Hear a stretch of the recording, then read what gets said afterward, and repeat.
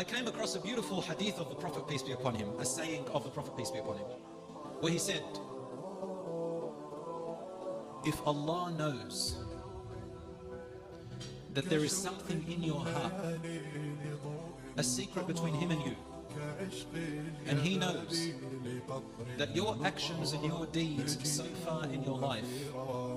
are not yet enough for you to enter paradise immediately, He will bring to you another avenue.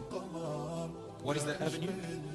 He will bring to you a hardship in life, bear with me, that He knows you will be able to persevere through it, and through that perseverance and patience you will rise in your level